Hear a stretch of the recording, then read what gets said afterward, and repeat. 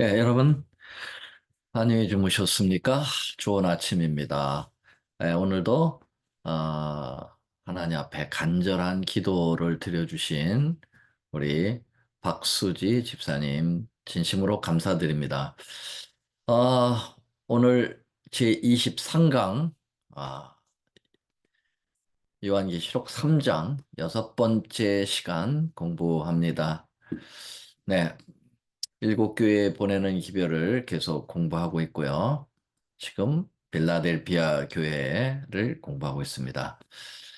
1798년서부터 1844년까지 있었던 이 교회 시대에 에, 유효 적절한 주님의 예언의 말씀은 우리의 심령을 감동시키고 남는 그러한 귀한 말씀입니다.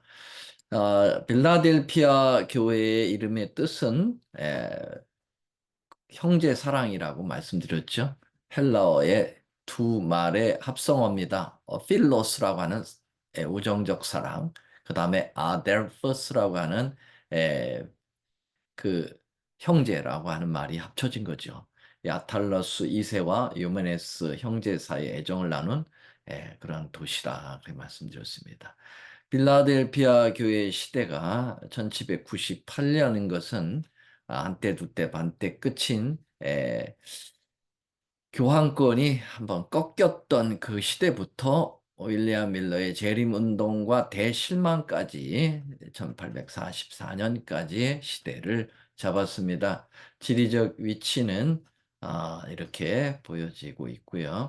헬라 문화가 동방에 전해지기를 원하는 마음에서 세워진 도시다. 그렇게 해서 어, 작은 아테네라고 하는 별명까지 가진 도시고 지진이 많았던 도시였습니다. 역사적인 고고학적 배경이 바로 아까 이름이 정해진 그 아탈라스 2세, 그리고 이 버가모 왕국의 왕이었죠. 그의 형 유메네스와의 관계를 통해서 이름도 붙이고 그러한 그 왕들의 세워진 왕국이었다. 이렇게 보시면 되겠습니다. 발신자의 신혼이 이제 다윗의 열쇠를 가진 분으로 뭔가 이제 열어야 되는 시대예요.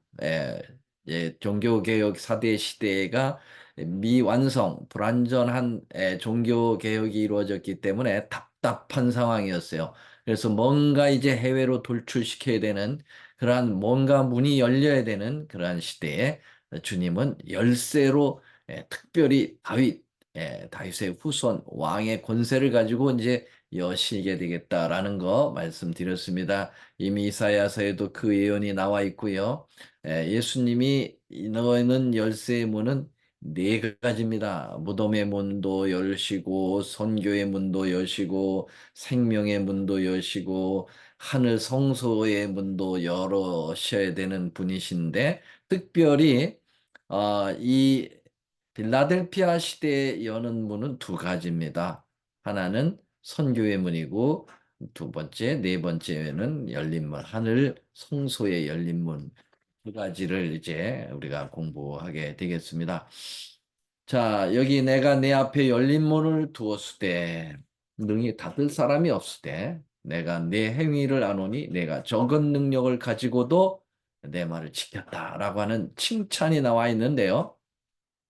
빌라델피아 교회 시대는 서머나 교회 시대와 같이 책망이 없고 칭찬만 있는 아주 훌륭한 시대였다.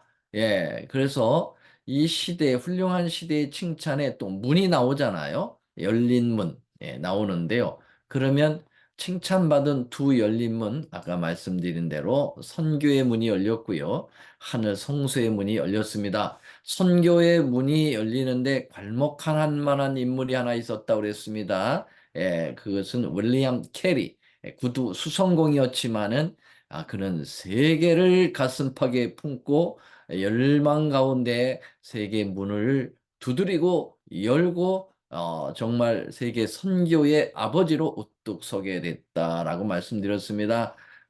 윌리엄 밀러가 감동받은 성경절 고린 히브리서 13장 성문 밖으로 그에게 나아가자라고 하는 거 그리고 그는 구두방에다가 큰 세계 지도를 그려놓고 구두 수선하는 바늘을 꾹꾹 찔러가면서 내가 여기를 가야 되겠다.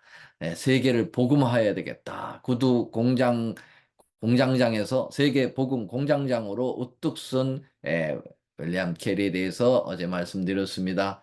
인도로 갔고요. 인도에서 처음 7년간 실패했습니다. 그러나 에, 결코 좌절하지 않고 다시 일어섰습니다. 그래서 정말 그가 18년간 600명의 침례를 받게 하고 수천 명에게 예배를 참석케 하는 놀라운 결과를 가져오게 되었고, 윌리엄 밀러는 결국은 그가 엄청난 노력에 의해서 지방 언어를 나라 부족 언어를 연구하여 성경을 번역하는 일을 했는데요. 인도 방언과 중국어와 버마어와 말레이시아어 등으로 44개의 언어로 성경을 출판하면서 복음을 증거한 정말 위대한 사람이었다는 거 말씀드렸습니다. 어제까지 공부한 내용이었습니다. 자, 오늘은 이 빌라델피아 시대에 윌리엄 캐리뿐만 아니라 윌리엄 캐리의 이제 시발점을 통해서 세계 선교 사업이 점점 확장되어지고 여러 곳에서 함께 불이 붙었다 이렇게 볼 수가 있겠습니다. 1792년에 윌리엄 캐리가 세계 선교에 대한 소책자를 발간하고 같은 해에 영국 침례 선교회가 조직이 됐고요. 그리고 93년에 윌리엄 캐리가 인도 선교사로 떠났고 같은 해에 스코틀랜드 문서 선교사가 조직이 되었고 96년에는 뉴욕 선교회가 조직되었고 97년에는 네덜란드 홀랜드 선교회가 조직되었고 1802년에는 마사추세츠 침례 선교회가 조직되었습니다. 이렇게 선교회가 각 교파에 정말 우후죽순처럼 일어나는 시대였기 때문에 이런 칭찬을 받지 않았을까 봅니다. 그런데 괄목할 만한 역사가 있었습니다. 그것이 1804년에 영국 성소공회가 조직된 겁니다. 바이블 소사이어티, 잉글랜드 바이블 소사이어티가 이제 조직이 됐는데 이건 성경 찍어내는 공장이죠. 네, 그래서 성경을 전 세계에 보급하는 데 아주 시의적절하게 일어났다 이렇게 볼 수가 있겠습니다. 자, 1807년에는 로버트 모리슨이 중국 선교를 떠났고요. 1814년에는 침례회 선교 연합회가 조직이 되고 1816년에는 영국 성서공회에 이어서 미국 성서공회가 조직이 되었습니다. 이 미국 성서공회 정말 위대한 역사를 창출하게 되는데요. 이제 결국 또 뭐 한국도 한국 성서공회가 생기게 됩니다. 자, 이래서 12번째는 리빙스톤이 아프리카 선교지로 떠나게 되죠. 이렇게 필라델피시아 시대에 많은 선교사들이 해외로 떠납니다. 윌리엄 캐리가 인도로, 로버트 모리슨이 중국으로, 로버트 모펫이 아프리카로, 그 다음에 조세 울퍼가 여러 지역을 다니면서 재림 기별 전파하고 해외 여성 선교회가 처음으로 조직되었습니다. 여성 선교회. 지금 우리 요단 예언성서 대학은 여성 선교회 주체로 이루어지고 있죠. 참으로 의미가 있습니다. 여성들의 이 열성이 대단하죠. 자, 1840년에는 리빙스톤 그 유명한 산돌 리빙스톤이 이름을 가진 선교사가 아프리카 선교로 떠나게 됩니다. 정말 작은 힘으로 큰 일을 이뤘다고 하는 칭찬 받을만 하죠. 네.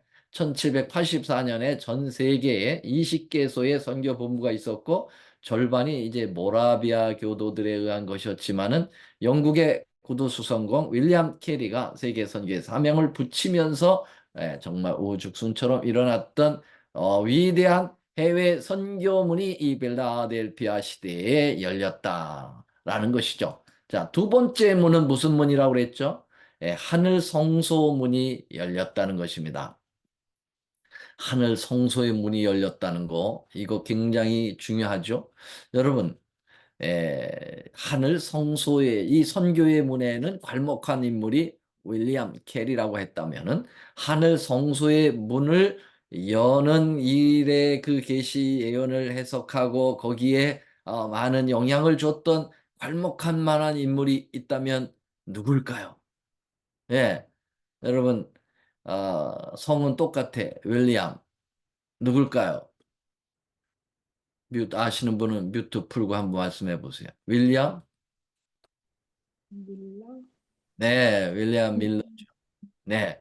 그래서 윌리엄 캐리가 있었다면 윌리엄 밀러가 있습니다. 윌리엄 밀러가 아, 재림 운동을 일으키는 주역적 인물이 되는 것이죠.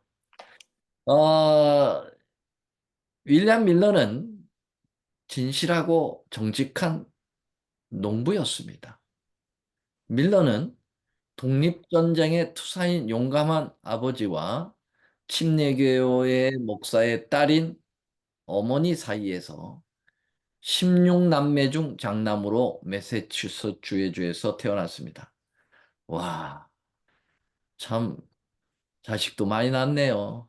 16명 밥만 먹고 아기만 낳나 봐요. 열 16남매 중 장남으로 태어났다. 예, 대단합니다. 아, 또 요한 웨슬레도 그 엄청난 자녀들 속에 이제 장남으로 태어났는데 거기도 뭐 한 굉장히 합디다 보니까 자, 밀러는 부모들의 좋은 특성만 닮았습니다. 그래서 애국심이 많았고 경건했고 용기가 아주 뛰어났다. 그렇게 평가되고 있는데요. 이 독립전쟁이 끝나지 얼마 안 돼 가지고 윌리엄 밀러 가족이 버몬트 주에서 이제 뉴욕 로우햄튼으로 이제 이사를 하게 되고요. 밀러는 충분한 교육을 받지 못했을지라도 어려서부터 아주 굉장히 공부하는 것을 좋아했다고 그래요. 그는 책이 보이면 모조리 다 읽었다.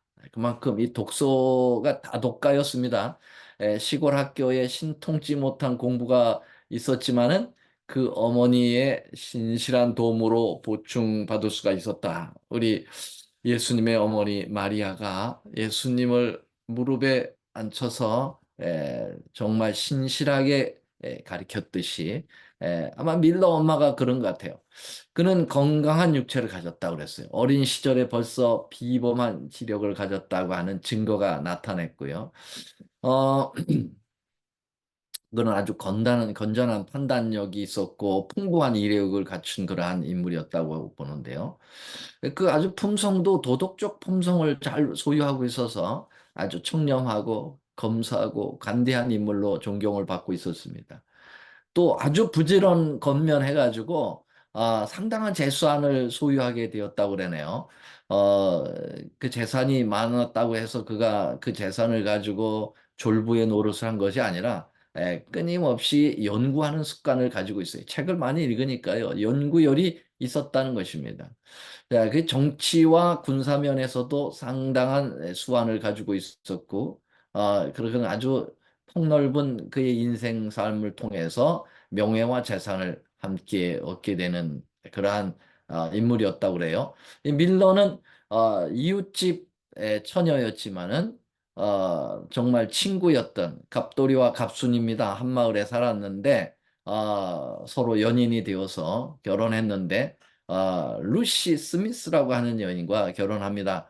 이 루시 스미스는 이 아내는 이 밀러를 참 내조를 잘했다고 그래요. 그래서 그가 훌륭한 인물로 커갈 수 있는 그 뒤에는 루시 스미스가 있었다. 그렇게 표현하고 있네요.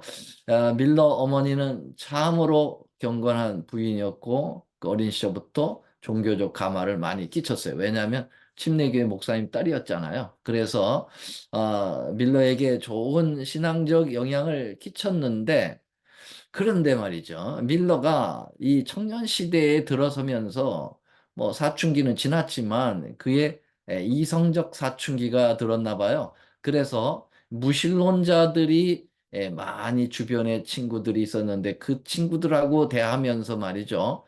그들의 영향을 받았다는 거예요. 그래서 이 무신론자들 또 이신론자들 이런 자들에 의해서 성경을 도외시하고 성경을 말하는 것은 창피한 것으로 이렇게 만들어 버렸다는 거죠. 그래서 그는 이 젊은 날을 이렇게 정말 성경과 관계, 하나님과 관계 없는 세월을 보냈다는 거예요. 예, 참 아쉬운 일이죠. 약 20년간의 세월이 무의미하게 보낸 세월이었다. 이렇게 볼 수가 있겠습니다. 그러다가 1812년에 위영 전쟁이 일어났고요. 여기에 미 육군 대위로 복무를 하게 되면서 전쟁을 마치고 돌아왔는데 전쟁 속에 수많은 피를 흘리며 죽어가는 그러한 군인들의 모습을 보면서 자기 친구들의 모습을 보면서 인생은 별게 아니구나. 인생의 궁경을 느끼기 시작했고 마음이 공허해졌다고 그랬어요. 그런 밀러에게 에, 그 틈을 이용한 밀러 어머니가 교회 출석을 강하게 요구했고 그가 이제 교회를 성실하게 다니게 되는데 어느 날 아, 한 사람의 그 설교를 들으면서 그는 자기가 죄인이라고 하는 마음의 강력한 깨달음을 깨게 되고 회심하는 그러한 계기가 되었습니다. 그래서 그의 나이 바로 34세 때 나이였습니다. 자, 밀러는 그러한 경험을 가지고 굉장히 연구열이 강했던 사람이었기 때문에 성경을 이제 붙들고 연구를 시작했다는 거죠.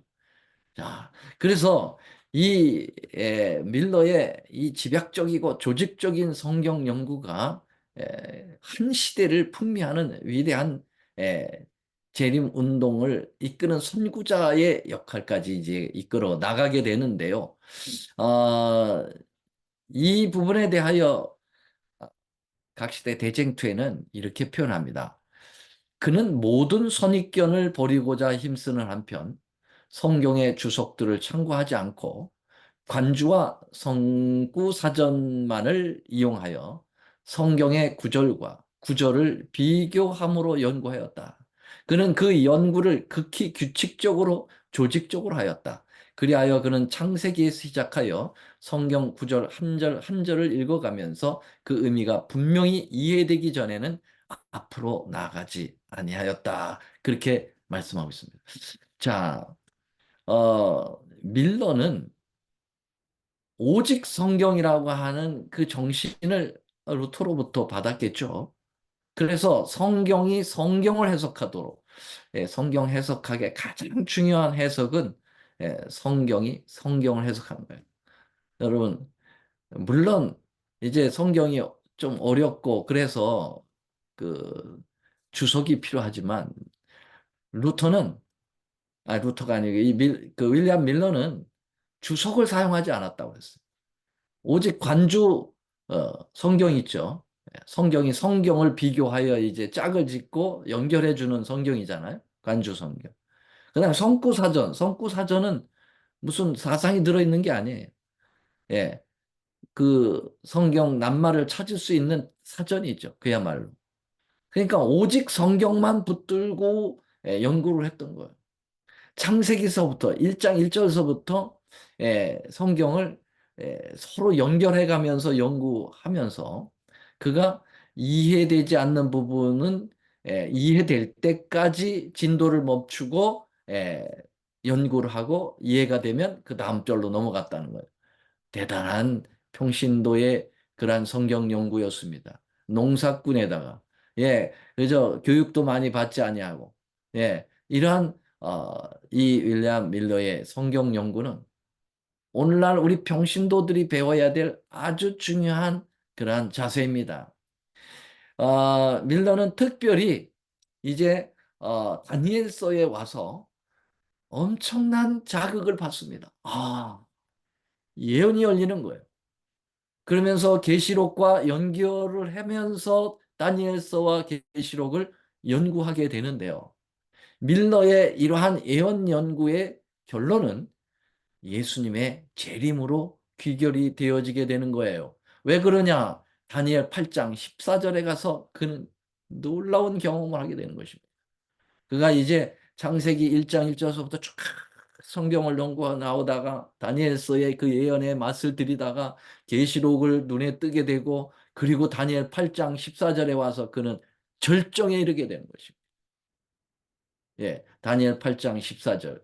그가 내게 이르되 2300주야까지니 그때 성소가 정결함을 입으리라 하였느니라. 밀러는 2300주야를 해석해냈습니다.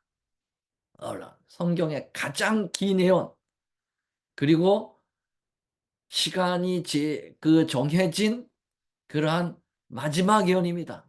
2300주야 예언 이후에는 정해진 시간이 없어요. 그 이전엔 70일에도 있었고, 한때, 두때, 반때도 있었고, 7일에와 62일에 이러한 시간들이 있었지만은, 그러나 2300주야 이후에는, 예, 더 정해진 예언이 없는 거예요. 그리고 가장 긴 시간의 예언.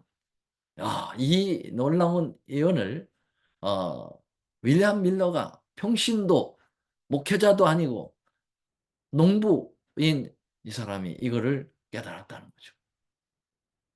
놀라운 일이죠. 물론 아이작 뉴턴이라고 하는 뉴턴 그 과학자이면서 만유인력을 발견한 이분 대단한 신학자인데 2300주야에 대하여 그 과학자도 어느 정도 파악을 하고 있었던 것은 사실이지만 그의 영향을 받은 건 아닙니다. 밀러가 스스로 성구사전과 성경을 비교하면서 연구해 낸 놀라운 역사. 그는 책을 많이 읽었기 때문에 역사적인 그런 것들을 통하여 대입을 시키고 하는 일들이 이루어졌다. 이렇게 볼 수가 있겠습니다. 물론 지금 우리는 2300주야를 지금 풀 시간이 없어요. 또 이미 다 풀었습니다. 다니엘서 8장, 9장에서 6장까지 연결해가지고 아주 자세하게 풀었습니다. 네, 그래서 이거 지금 다시 리뷰할 수 없습니다. 시간이 다 여러분들이 2300주에 대해서 좀 알고 싶으시면 더 기억이 다 떨어졌으면 다니엘서 지금 계속 올리고 있으니까요. 다니엘 8장의 것을 다시 연구 여러분들이 들으시고 보시면 아주 자세히 우리가 이미 공부를 했던 바입니다. 어떻든 밀러는 처음에는 2300주야 1844년의 시간을 그는 잡아냈고 그리고 성소가 정결한다라고 하는 이 예언을 바로 이 성소를 지구로 보았고 지구가 정결케 되는 것은 예수님의 재림이라고 생각을 해서 예수님의 재림의 시기를 정한 것입니다. 시기를 잡는 것은 분명히 성경을 위반하는 것이었지만은 그는 이 성소에 대한 이해가 부족했고 그 부분에 있어서 그는 결국은 그 미스를 저질렀습니다. 그러나 그것은 대단한 하나의 역사적인 사건으로 남을 수 있는 그런 것인데 이것은 뭐 오늘날에 이야기하는 그 뭐죠? 시한부 종말론하고는 완전히 다른 양상의 그러한 시기를 잡은 것인데요. 밀러는 원래 시기를 잡지 않았습니다. 스노우라고 하는 사람이 와서 자꾸 이야기를 하면서 이제 1844년까지는 연도가 나와 있으니까 잡았지만은 거기에 따른 이제 10월 22일이라고 하는 그러한 구체적인 날짜까지 결정하는 부분에 있어서는 밀러는 원래 주관적으로 그렇게 하지 않았습니다. 자, 어떻든 밀러는 이러한 어, 재림에 관한 분명한 긴박성을 깨닫고 예, 증거하기 시작합니다. 근데 그가 처음부터 이걸 깨닫고 바로 증거하지 못했습니다. 그가 이걸 깨달았던 때는 1818년입니다. 1818년에 이 기별을 깨달았는데 자격지심 때문에 자기가 농부고 신학자도 아니고 목회자도 아니고 그런 가운데 이 기별을 전하면 누가 듣겠는가? 코웃음밖에 치지 않겠는가? 이설을 주장한다고 이단자라고 몰리지 않겠는가? 이런 자격지심 때문에 기별을 전하지 못하고 5년을 더 연구했다 그러죠.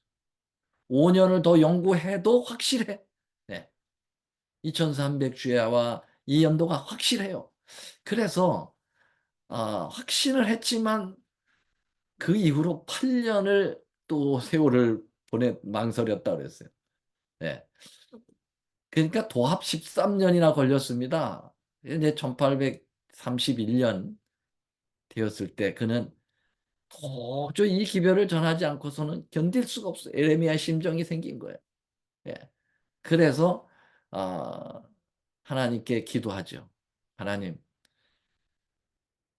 누가 내가 전하기 전에 누가 와서 좀 전해달라고 이 기별이 필요하다라고 요청을 하면 그때 제가 하나님의 뜻인 줄 알고 전하겠습니다. 하고 그 윌리엄 밀러의 집 앞에 단풍나무 숲에 들어가 가지고 기도를 하고 나왔는데 나온 지 30분도 채 안 돼서 이웃의 드레스덴이라고 하는 곳에서 조카가 찾아와 가지고 삼촌 지금 우리 교회에 목회자가 출장 중이신데 이번 주일에 설교 좀 와서 좀 해줄 수 있겠느냐? 제가 어떻게 뭐 삼촌이 뭔가 이렇게 예언을 열심히 연구하고 성경을 연구해서 뭔가 깨달았다는 소식을 들었는데 예, 그걸 좀 와서 이야기해 달라고. 그래서 16마일 떨어진 뉴욕 드레스덴에 가서 그는 설교를 합니다. 그것이 하나의 시발점이 되었어요. 그래서 설교를 하니까 너무 좋다고 좀 더 해달라고. 그래서 그 기별을 충분히 전하고 집에 돌아오니까 또 다른 곳에서 이 기별을 전해달라고. 그러면서 정말 그로부터 약 2천여 번이나 설교를 하고 다녔다고 그랬어요. 그 13년 동안 1831년서부터 1844년 대실망 때까지 이 13년 동안 정말 세상을 진동케 하는 데스티니 무브먼트 운명적 운동이 번져 나가게 된 거죠. 이 영향력은요, 태평양 연안에서부터 시작해가지고 미시시피를 넘어서 이 기별이 나가 태평양 더 넓은 노키 산맥 훨씬 넘어서 번져 나갔다. 미국 전역에 번져 나갔어요. 말로 전해진 것은 물론이고 인쇄물도 재림의 소식은 지구의 구석구석까지 미쳤다. 예. 그의 기별을 듣고 따르는 무리들이 5만에서 10만에 이르고 이 재림 운동자들의 자체 숫자로는 18만 명에 이른다 이렇게 평가되고 있어요. 밀러를 따라다녔던 함께 이 운동을 일으켰던 사람들을 가리켜서 밀러라이트, 밀러주의자라고 불림을 받을 만큼 대단한 영향을 끼쳤습니다. 그때 인구로 볼 때 여러분 10만이라고 하는 건 대단한 숫자였습니다. 자, 이 재림 기별의 선포에 대한 반응이 엄청 나타났는데요. 거의 모든 도시에서 그의 설교의 결과로 수십 명이, 어떤 도시에는 수백 명이 회개하고 예, 하나님께 나왔습니다. 많은 곳에서는 이 개신교의 거의 모든 교파가 그에게 문을 열어놓고 와서 설교를 해달라고 그렇게 목사들이 요청을 해오기도 했습니다. 그는 초청받지 아니한 곳에는 어디에서나 가서 활동하지 않겠다. 와서 이제 전달해 달라고 요청할 때는 가겠다라고 마음을 먹고 있었는데 그 요청에 반도 응할 수가 없었다. 그만큼 그의 일정이 바빴다. 그랬어요. 너무너무 바빠가지고 병이 걸렸는데도 갈 수밖에 없는 그래서 그 아픈 몸을 이끌고 다닐 수밖에 없는 그러한 상황까지 벌어졌습니다. 재림의 분명한 시기를 정하는 그의 견해를 받아들이지 아니한 많은 사람들도 있어요. 윌리엄 밀러의 그 재림에 관한 이야기는 그 긴박성, 그 확실성은 분명하지만 그러나 시기는 아니야. 라는 사람들도 밀러의 그 재림에 관한 이야기에 대해서는 공감했고 그 사건을 위하여 준비하는 필요성에 대해서는 확신을 가졌다. 그랬습니다. 어떤 큰 도시에서는 에, 주류 판매업자들이 그들의 사업을 벌이고 이 리코스터죠. 들을 다 집회소로 내놓았어요. 도박장을 폐쇄하고 무신론자, 자연신론자들, 보편구원난자들 이런 심지어 가장 타락한 탕아들까지도 이 깡패들까지도 생활을 개혁하고 그들 중에 어떤 사람들은 여러 해 동안 교회에 발을 들여놓지 않던 이 이른 양들도 다 돌아오게 되는 거예요. 대단한 무브먼트가 일어난 거예요. 네. 각 교파에서 기도회를 열고 각 교회에서 거의 매 시간 열었고 사업가들은 정오에 기도하고 참모하기 위하여 함께 모이는 운동들이 일어났습니다. 그러나 이런 사람들, 이 사람들은 그 시한부 종말론자처럼 광적이거나 흥분해서 하는 게 아니라 매우 엄숙한 생각으로 아주 예, 지성적인 마치 초기 종교 개혁자들처럼 냉정한 이지로 판단하고 양심을 각성시키는 그런 차분한 가운데서 일이 이루어졌다는 거예요. 내용적으로는 엄청난 센세이션이지만은 그들의 행동 거지라든지 성경의 가르침은 매우 이지적이고 매우 조직적이고 합리적이고 성령의 정말 강력한 은사에 의해서 이루어졌다라고 볼 수가 있겠습니다. 1833년 밀러는 이제 그가 기별을 증거한 지 2년 후죠. 침례교회로부터 설교할 수 있는 증명서까지 받았습니다. 그래서 나중에는 이제 밀러를 이제 목사다 이렇게 이제 호칭도 하게 되었죠. 비록 그의 사업은 주로 뉴 잉글랜드와 중부 지역에 국한되어 있었지만은 나중에는 끊임없이 여행하고 설교했습니다. 처음에는 수년 동안 그는 모든 비용을 자신이 부담했대요. 왜냐면 부자니까. 그렇지만 나중에는 공금을 사용했느냐? 아니에요. 계속 초청받은 지방에 가는데 필요한 만큼의 충분한 비용을 그는 조금씩 받았지만은 충분하게 받지 못했다. 나머지는 다 자기의 그 자비량으로 한 거예요. 마치 바울처럼 말이죠. 예, 그 텐트 짓는 일을 통해서 벌은 돈을 가지고 예, 선교 사업을 하는 참 그런 위대한 인물이 바로 밀러였어요. 나중에는요, 밀러의 그 재산이 차츰차츰 많이 줄어들어가지고, 예, 이제 부자가 아니었답니다.